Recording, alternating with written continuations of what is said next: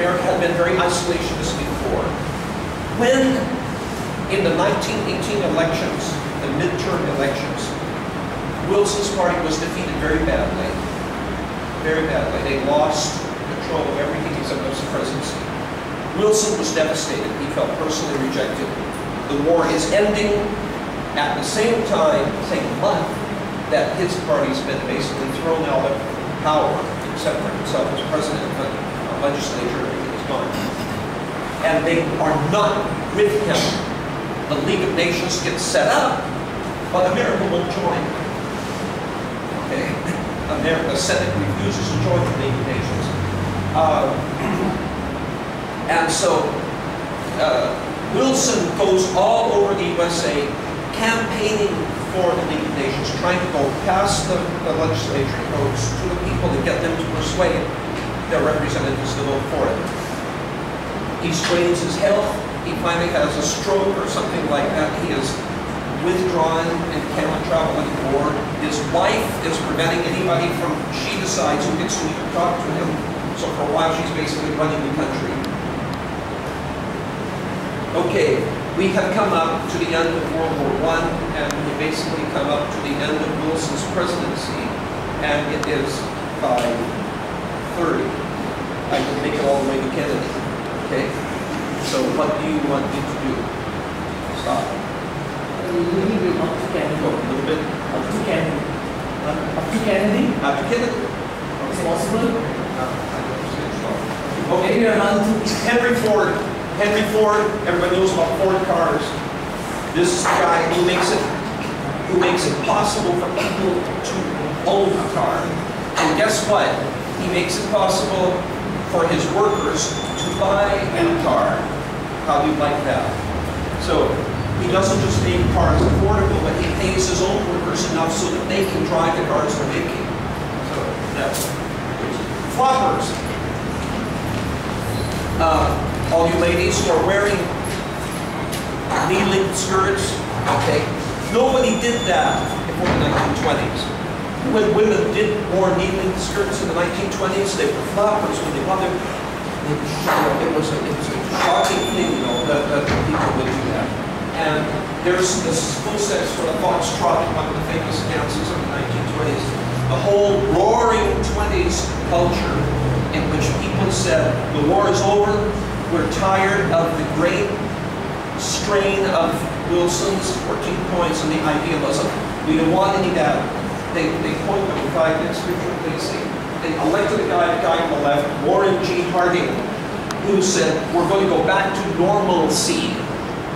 The real word is normality.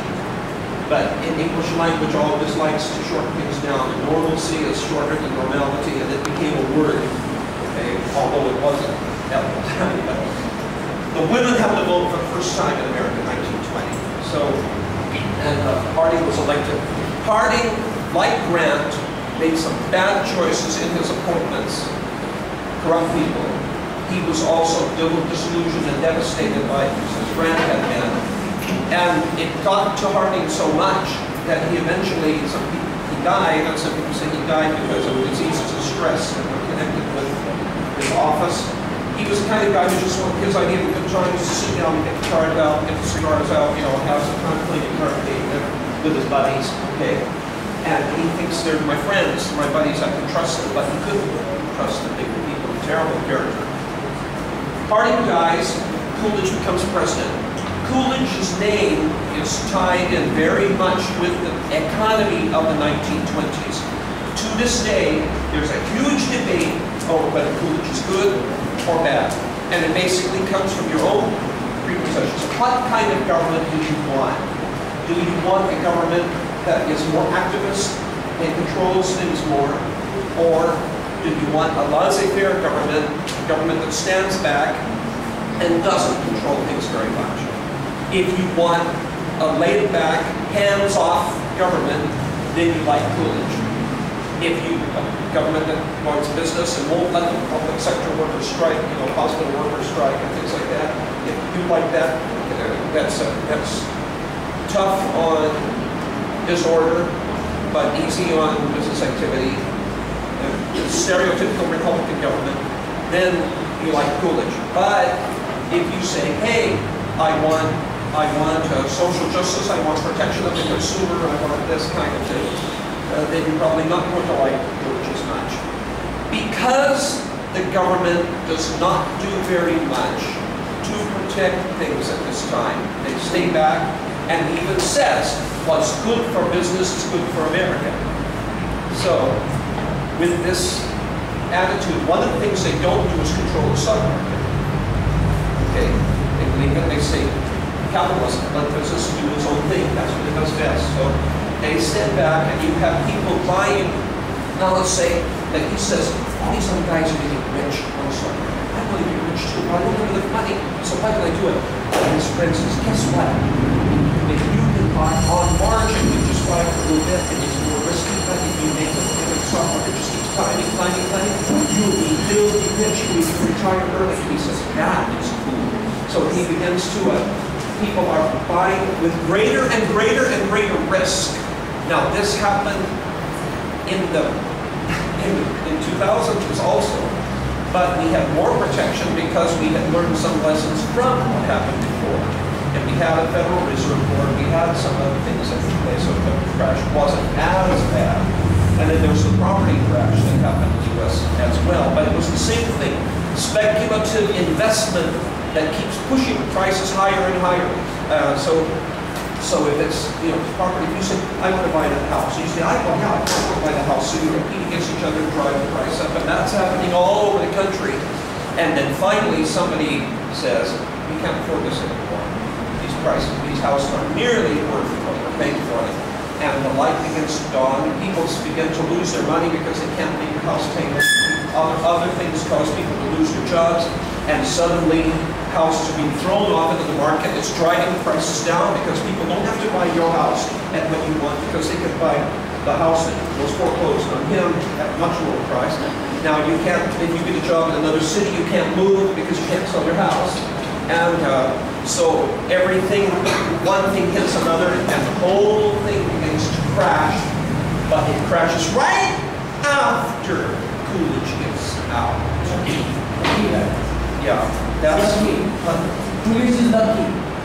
Yeah, he's like, Hoover is the support. Yeah, Hoover, it's all getting dumped on Hoover. Yeah. Hoover comes in saying, guess what, we're a really prosperous country, and Hoover is one of the most qualified people ever to become president. He's got loaded with qualifications. But Hoover also, he comes and he says, we have prosperity, a chicken in every pot. That's one of his slogans on the presidential election in 1928. A chicken in every pot, every prosperity, ever for everybody. And then, how the stock market collapses. One thing happens after another, and people are, and then if you see, you have these pictures of people selling apples on the street for 10 cents each, and trying to, and then Hoover, remember, he's a Republican also, he believes the government should keep hands off. So he's trying to get companies, corporations, he's trying to persuade them to voluntarily help the economy. So the corporations say, no, that hurts our bottom line. We're not going to do that. So you're not going to do it unless you make them. So you don't. And things continue to get worse and worse and worse and worse. 1932, Roosevelt gets elected. You've got horrible, you've got 25% of higher unemployment. Okay. Well, these are writers of the time. Southern writers, I told you, Northeast and the West. Old Man at the Sea, Scott Fitzgerald on the Flowers, Hemingway, Faulkner, Flannery O'Connor, Southern stories, and then John Steinbeck coming in with the story. John Steinbeck's book, Grapes of Wrath, is about something that happens next. 1930s Dust Bowl. Drought. So the whole middle of the central part of the country turns into a dust bowl, it looks like. People can't farm. People are thrown out of work. They are going to California to try to stay alive. People scorn them on their way. There's violence, there's all kinds of the 1930s depression. Roosevelt, picture of the upper left, gets elected in 1932. When he becomes president in 1933, he says, we have nothing to fear except fear itself. people are terrified, over what's happening to the country. He says this. He then forms many, many, many governmental agencies. The idea is to offer employment. Today, you can drive around certain national parks in America on roads that were first built in his administration. Obviously repaired since then, but still, that's how he began. Those roads began. He goes to economically depressed parts of the country, develops them by putting dams and different things like that, just to keep the people working. Now, who's paying for all of this? The government is. Huge government deficits, but people can feed their families. No starvation. Now, today, when Obama became president, right, 2008, right in the middle of an economic crisis, and people expected that he, being a Democrat, would do something similar, and that the economic stimulus that he gave would be to pay common workers to work on bridges, roads, things like that. But instead, they spent the money on the financial sector. Anyway, Roosevelt is president, and his policies do not bring back prosperity, but they keep everybody alive, okay, and working, and able to feed their families as the world drifts into World War II, okay? As World War II is ending, and World War II is a whole subject by itself, and as World War II is ending, Roosevelt has been elected in 1932, 36, 1940, 1944. The only time any president has been elected more than once. Washington had deliberately stepped back after 2 terms, and everybody else had followed his example. But in 1940, the country, everybody knows the country is, the world is at war, and the country knows we're probably going to get sucked into this like we did in World War I, and so they're afraid, and so they want to stay with the person who they know rather than with an unknown character like Wendell Willkie, who was a person who was running against FDR. And in 1944, we're in the war, but it's nearing the end, and they elect him again. But he's not president very long in his 4th term, and he dies. And then Truman, just like Johnson came in when almost nobody knew who he was, okay, after Lincoln, Roosevelt dies, and Truman comes in. When Truman became president, Truman did not know about some little things, like the atomic bomb. Little unimportant things, like the atomic bomb. Nobody had told him anything about it. Now he's president, and the scientists come and say, President Truman, now that you're president, maybe we should tell you about this. And he's stunned, that they have this thing. Finally, the atomic bomb, should it have been used? Before the atomic bomb was used, America had gone island hopping across the Pacific, and they had finally come to Okinawa. Okinawa was not historically part of Japan way back hundreds of years, but it was part of Japan now. And the home islands basically sacrificed Okinawa, but the Okinawans fought viciously, and there were people fighting until they were using flamethrowers to burn everybody in the caves. But no one would surrender. They would come out fighting to the death. And it caused over 1 million casualties by the Allies, by America, Britain, and Australia. 1 million casualties by them just trying to take Okinawa. And they said, if Okinawa is this hard, what are the home islands going to be like? They had many times sent huge hundreds of planes with fire bombs dropping on Tokyo or things like this. But nobody was ever willing to surrender. But when the atomic bombs were made, there were 2, only 2. Okay. But the thing is, Japan did not know that America had only 2. America sent a message. First they sent, they dropped 1 bomb. They sent a message, you're going to surrender? Now, the message could not be sent from the U.S. straight to Japan because they didn't have diplomatic relations, they were at war, so it was sent through Russia. Russia said, aha, opportunity for us. They delayed the sending on of the message while they advanced into Northern Islands of Northern Japan, advanced into Manchuria. Then they happened just to Japan, and Japan got it, saw that they had it. By that time, a few days had gone by. America had heard nothing back from Japan, so they dropped the second bomb.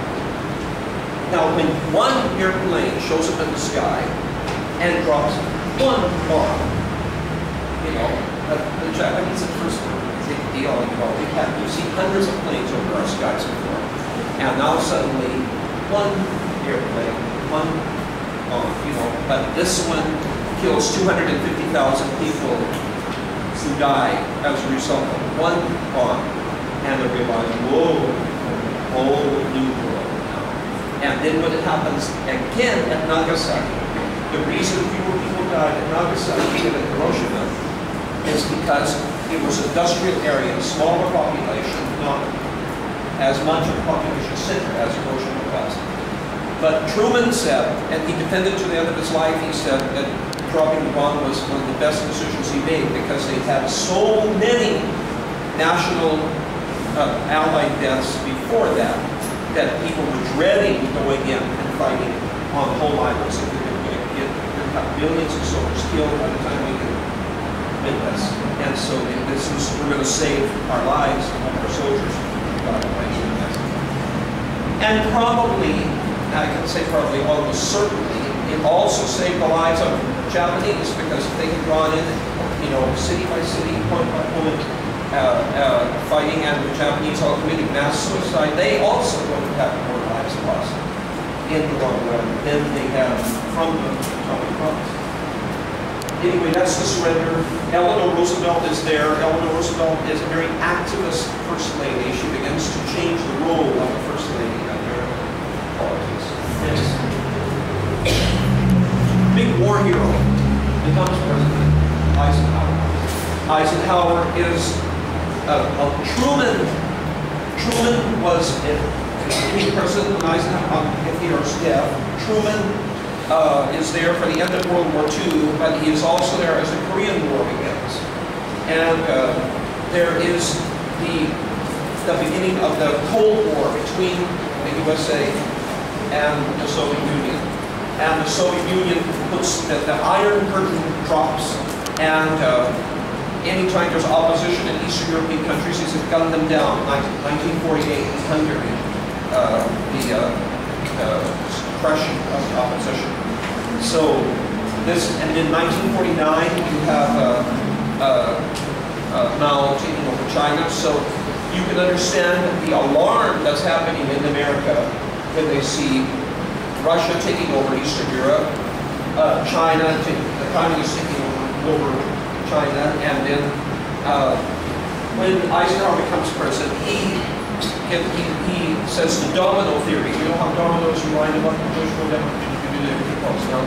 He says the domino theory is that one country after another is falling like that. And he says we've got to send in some soldiers, not soldiers, military advisors into Vietnam to keep them from being conquered by China. And Ike, everybody likes Ike, Eisenhower's nickname. And he says, and he's the one who sends the first ones into Vietnam, just a few, very, very few credits to start. Then, meanwhile, the Sputnik era takes place. Russia sends a satellite, and America says, oh my goodness, with atomic war in the possibility, are they going to, you know, send atomic-laden satellites and also spying on us and to defeat us? Are we next? So America becomes very concerned about that, and you have a space race to take place.